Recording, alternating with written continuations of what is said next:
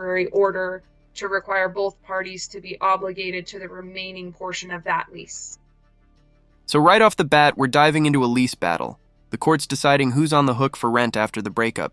And yes, that 1-year lease they signed together, it's still haunting both of them. Let's see who ends up paying what. Does the temporary order address this issue? The temporary order has each party being responsible for their individual residence, which each party is currently responsible for their own individual residence. However, the parties entered into a 1-year lease agreement when they were residing together in Georgia. Mother then moved to Kansas, leaving father in Georgia. Father moved to Arkansas to be closer to the minor children, rather than in Georgia and Kansas. They're in Arkansas and Kansas. The lease goes until February, and so he is asking that the court make each party responsible for one half of that lease until it is up in February. All right. Backing up a moment, Ms. Locke, what are the agreements that were reached regarding modifications of the parenting plan? Sure, Your Honor. The parties have agreed that mother will have the second weekend of every month. That father would have the fourth weekend of every month. There's a divided residency situation, so that means they'll meet to exchange the kids, and all the kids would be together during those weekends. Classic co-parenting shuffle. One weekend here, another there. But notice how they're splitting weekends and holidays equally? That's actually a sign the judge wants structure and predictability, something every family court aims for. They've agreed to divide equally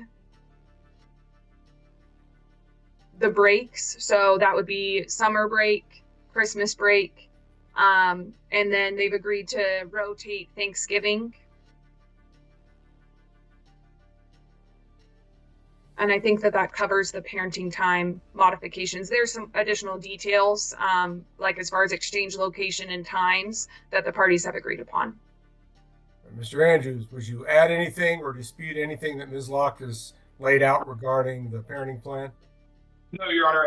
Other than a modification that we agreed to today, which was that the parenting time during the school year would be that Mr. Niblett would receive the second full weekend of each month with all 3 children. Tristan would receive the 4th weekend of each month with all 4 children, and that the parenting time would be extended to Monday at 4:30 p.m. if there is no school in session on that Monday. All of the other agreements regarding parenting time, holidays, they've all been reduced to writing through exchange of emails.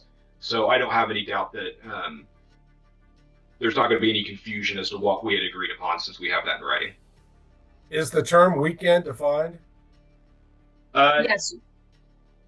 What is your definition? Your Honor, the parenting time starts Thursday at 7 p.m. and ends on Sunday at 4:30, which is part of the exchange times. All right. So that would be the definition. Court's real question is, Ms. Locke, what is the second weekend of the month? The eternal courtroom mystery. What is a weekend? You'd think it's simple, but trust me, judges spend hours sorting this out. Because in family law, Saturday and Sunday can make or break a custody calendar. For example, if Your Honor, I don't know. month ends Saturday the 31st, If it's my end, Sunday the 1st, is that the first weekend, or is it the first time Saturday and Sunday both fall in the same month, or what is the definition of second and fourth weekend? And Your Honor, that is not something that Mr. Andrews and I had discussed, but I think we'll be able to reach an agreement about how that is to be defined. Mr. Andrews? It looks like he might be frozen. I apologize, Your Honor. For some reason, the internet in my conference room went out. So I'm having to connect through my iPad. All right. The court was discussing what the definition of weekend is. Unless the parties reach a different agreement, second weekend will be defined as the second time within a calendar month that both Saturday and Sunday fall within that calendar month. The fourth weekend will be defined as the fourth time during a calendar month that Saturday and Sunday fall within that particular month. All right. And then the new child support number would be what, Ms. Locke? It is, I just clicked away from that. I apologize. Give me 1 second. You're all right. It's $1,268 per month. Yes. Effective when? Your Honor, we would. Here's the big money moment: child support start dates. Retroactive payments can mean thousands of dollars difference. The mother's lawyer wants it backdated. Dad's side wants it from next month. This single date could flip who owes who. Sorry, we did not discuss that. Ask for it to be retroactive to the date of the filing of our motion to modify the first of the month, which would be September 1st. Any objection, Mr. Andrews? Your Honor, the concern is that may result in an overpayment, and this is a temporary child support amount. What I would ask instead is that the effective date be October 1. However, the court to reserve jurisdiction over any overpayment or over the issue of whether it should be retroactive back to the day of the filing of the motion and disposition of that overpayment. All right, so your client's already received the full amount of child support that was originally ordered for the month of September?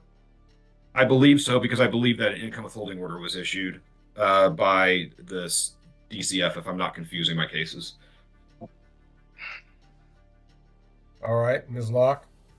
Your Honor, I believe an income withholding order has been issued, and I know that my client privately remitted catch-up payments based on the original child support order from July. So he paid the months that were not caught by the income withholding order already. Right, and I was thinking that he was effectively current on his child support obligation. So I would just ask if we reserve the issue of child support payable up to October 1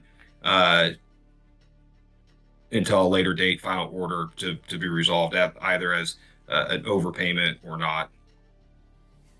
Since the child support order is effective October 1st. All right. You've addressed some of the issues. Mr. Andrews, I'm curious about what your client's position is regarding this Georgia lease. Your Honor, we essentially take two positions regarding that. Number one is we dispute that the reason Mr. Niblett moved to Arkansas was because of Ms. Niblett's move to Kansas. Instead, we believe that Mr. Niblett sought and obtained a better position within his company that required a move out of state, and that move was to Arkansas. He took advantage of that improvement in his position, and so he should be responsible for the lease payments that resulted from that decision. It's true Ms. Niblett did sign the lease to Georgia. This was a situation where Mr. Niblett's the one who chose to take the job and move to Georgia.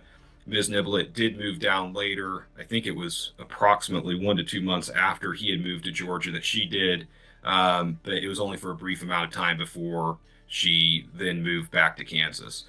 The second issue is that there's a sizable disparity in income in this case. Mr. Niblett's gross income is $8,750 per month. His net income, Ms. Niblett's gross income is $3,001 per month, pursuant to the child support worksheet. So he makes $5,749 more per month gross income than she does, and this is a case where we did not seek spousal support, despite the fact that this is a relatively long-term marriage and there's a significant disparity in income. We do not believe that the expenses on the domestic relations affidavit are entirely accurate regarding his ability to pay the Georgia rent. Now, this is where things get spicy. The lawyer's basically accusing him of double counting expenses. Imagine listing your groceries on one sheet, then again under your credit card payments. The court's watching these details closely because it affects the fairness of support. We would note that one of the expenses is $250 per month for school expenses, which would be $3,000 per year for one child. That seems excessive. Another is property tax is $247 per month. That's $2,964 per year for what would only be personal property taxes, since there's no real estate, I don't believe in this case. Again, that seems excessive. Further, the credit card payments that are noted, the total of the credit card payments was $1,278.94, but Ms. Niblett has indicated that Mr. Niblett would routinely put most of his expenses on his credit cards and then pay those expenses off at the end of the month, meaning that we believe that a number of the expenses included on the domestic relations affidavit are actually paid by the credit cards and then reimbursed through the credit card payments, which effectively is doubling up on the expenses on the domestic relations affidavit. So, for example, he spends $800 per month in food, but if that's being put on a credit card and then he's making payments on his credit card, he's getting credit on the domestic relations affidavit for the $800 a month in food, plus the credit card payments that's paying the $800 a month in food. And so for those reasons, we believe he has the ability to pay this Georgia rent, and that based on the disparity in income, it would be fair, just, and equitable for him to pay the Georgia rent since he's not paying spousal support. And further, we believe that the fact that he has two rents was a decision he made in order to better his financial prospects and not because of Ms. Niblett moving back to Kansas. Mr. Andrews, wouldn't you concede that once Mr. Niblett takes $1,268 a month out of his net income, transfers it to the net income of your client, that income gap, as a practical matter, narrows considerably?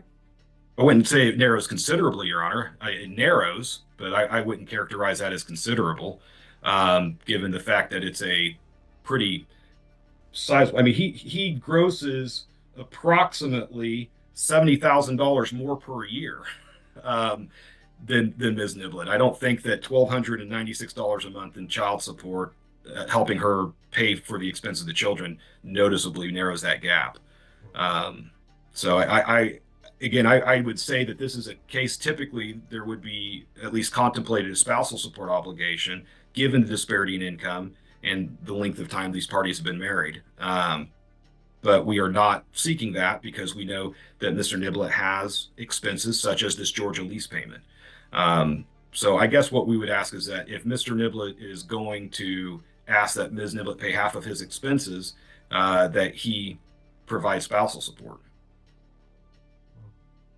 It's like you're attempting to make what I think is perhaps a final issue in this case, a temporary order issue. Why does this lease issue need to be decided now? Your Honor, the lease ends technically in February, so the party's obligation is through February. So we're asking the court to deal with it now because it's possible that the case will not be resolved by the time the lease is no longer an issue. Okay. Have the parties completely moved out of the property? Yes, Your Honor. My client has relocated to Arkansas, and obviously Mr. Andrews' client moved to Kansas some time ago. All right. So both parties are, I guess, in default on the lease at this point, or are the lease payments being made by someone? The lease payments are being made. By your client? Yes, Your Honor. And I guess that would be another issue. Is I don't know what Georgia landlord-tenant law is, but at least under Kansas, if you terminate the lease early, there's a obligation of the landlord to relet that property as soon as possible, and at which point the lease payments would terminate. It can't just be left empty and allowed to collect those leases. So if the parties terminated the lease early, they're obligated on that under those lease payments until the property is re-rented. But I would expect that the landlord is going to re-rent that property, thereby obviating the need to pay the rest of the lease.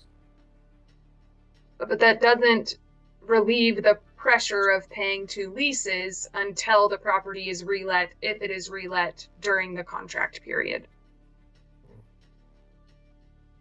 Plus, this court isn't aware that Georgia law would be as enlightened as Kansas law might be in a corresponding situation. And there it is, the verdict. Both pay, but not 50-50. The judge adjusts based on income, 72% for dad, 28% for mom. It's a classic equity ruling, not about fairness on paper, but fairness in real life. What do you think? Should he cover more since he earns more? The court determines that both parties are equally obligated under this lease. However, that there is a disparity in income which this court should consider. The court will require that beginning with the lease payment that would be due for the month of October of 2025, the parties will be responsible for payment of any lease payment due to the landlord in Georgia in proportion to their respective incomes as reflected by the most current child support worksheet.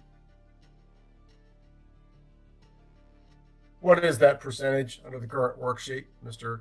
Andrews? 28% for Ms. Niblett, 72% for Mr. Niblett. That will be the proportion ordered by the court.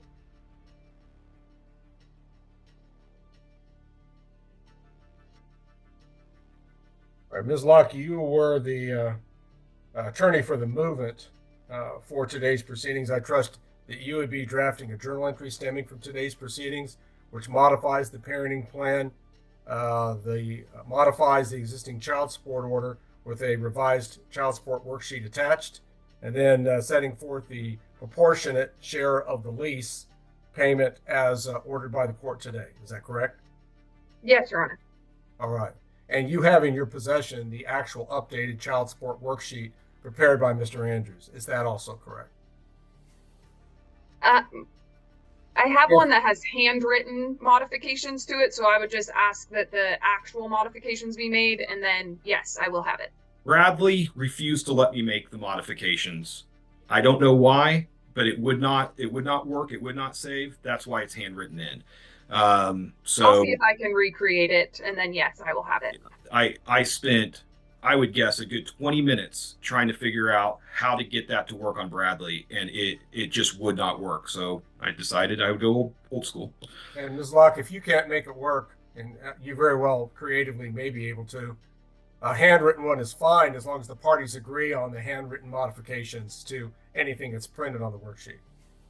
Understood. We are talking about a temporary order here. So some flexibility, I think, is called for under the circumstances. Counselor, are we going to eventually need a trial date in this case on issues arising or still existing in the case? I don't know. I don't think that I can answer definitively one way or the other whether this is going to be a case that has to go to trial. I still believe that we could work out an agreement.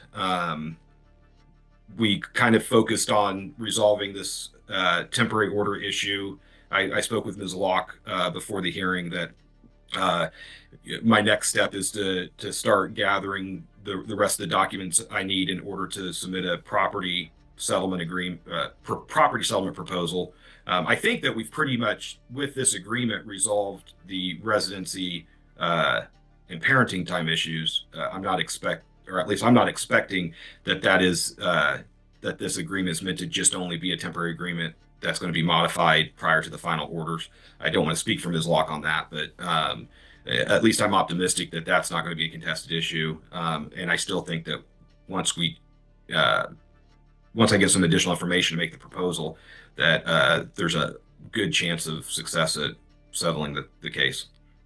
All right. Ms. Locke, do you see things differently at this current time? Not at this current period of time, Your Honor. Very well. Then I'll allow counsel some opportunity for further discovery and further negotiation with the optimism that a comprehensive agreement may eventually be reached in the case. Then you can inform the court that you'll need an appropriate hearing date. All right, the court will look forward to receiving Ms. Locke's modification order with child support worksheet attached in the court's queue in the near future. Mr. Andrews, is there anything else we need to address at this time? Not to my knowledge, Your Honor. Ms. Locke? No, Your Honor. Very well. Then at this time, the Niblett matter will be in recess and the meeting can be ended for all. Thank you, Your Honor.